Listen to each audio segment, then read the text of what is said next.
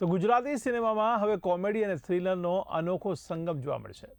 South Asia film production દ્વારા તેમની આગામી ગુજરાતી ફિલ્મ ગડબડ થઈ ગઈ યારની સત્તાવાર જાહેરાત કરવામાં આવી છે.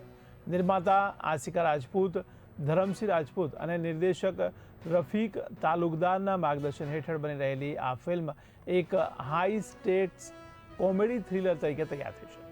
ફિલ્મમાં અદી ઈરાની, ભરત ચાવડા, ધર્મેશ વ્યાસ, હિના જયકિશન સહિતના અનેક પ્રતિભાશાળી કલાકારો મહત્વપૂર્ણ ભૂમિકામાં જોવા મળશે. ત્યારે ફિલ્મની વાર્તા 3 યુવાનોની આસપાસ ફરે છે, જેમને અચાનક 5 કરોડ રૂપિયા ભરેલી એક બિનવારસી કાર મળી આવે છે. ત્યારબાદ શરૂ થાય છે સસ્પેન્સ, ગડબડ અને હાસ્યથી ભરપૂર એવી સફર. નિર્માતાઓનો દાવ છે કે આ ફિલ્મ ગુજરાતી સિનેમામાં એક નવો અનુભવ સાબિત થશે. મુખ્યત્વે અમદાવાદ અને આસપાસના વિસ્તારોમાં ફિલ્માવાયેલી આ ફિલ્મ ટૂંક સમયમાં મોટા પડદા પર રિલીઝ થશે અને ત્યારબાદ ઓટીટી તેમજ સેટેલાઇટ પ્લેટફોર્મ પર પણ દર્શકોનું મનોરંજન કરશે. આ 3 હીરો હિરોઈન છે. દેન હું છું, Prashant Barot is there, Adi Irani is there. It's a huge team અને સબ્જેક્ટ જ કહી દે છે ફિલ્મ શું છે. It's a comedy genre but thriller comedy અને મજા આવશે. સર ટોટલી કોમેડી છે તો એમાં સિરિયસ પાત્ર કોણ છે? સિરિયસ પાત્ર નથી હોતું, સિચ્યુએશન સિરિયસ હોય છે, એમાં કોમેડી પાત્ર પણ સિરિયસ બની જાય.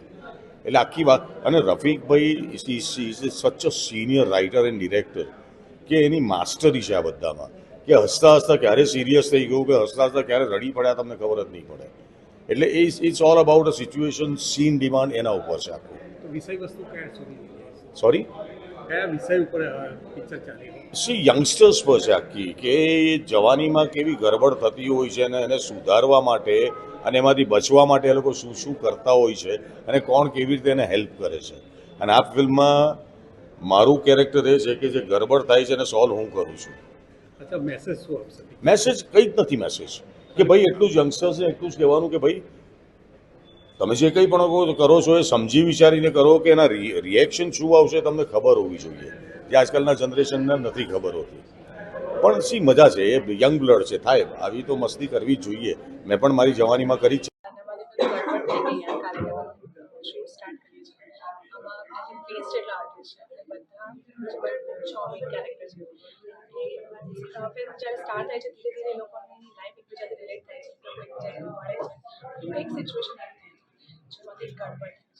થ્રિલર છે તો કહી શકું છું કે થ્રિલર તો કંઈક ક્રાઇમ થાય છે, એ ગડબડ બહુ મોટી થઈ જાય છે, જેમાં એ ગડબડ કરવાવાળા પણ આર્ટિસ્ટ છે અને ગડબડ સોલ્વ કરવા માટે પણ અમારી પાસે આર્ટિસ્ટ છે, અને બધા મળીને છેલ્લે ગડબડ સોલ્વ કરે છે.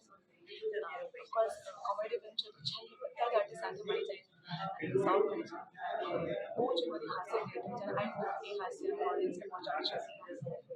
મૂવીઝમાં કેટલા એક્સપેક્ટ? ઓનેસ્ટલી જે અમે શો સ્ટાર્ટ નથી, અમે ખાલી વર્કશોપ કર્યું છે, રીડિંગ કર્યું છે અને એમાં તો બહુ મજા આવી રહી છે. ઓફકોર્સ હવે શૂટમાં કેટલા ચેલેન્જીસ આવે છે, એ ટાઈપની ગડબડ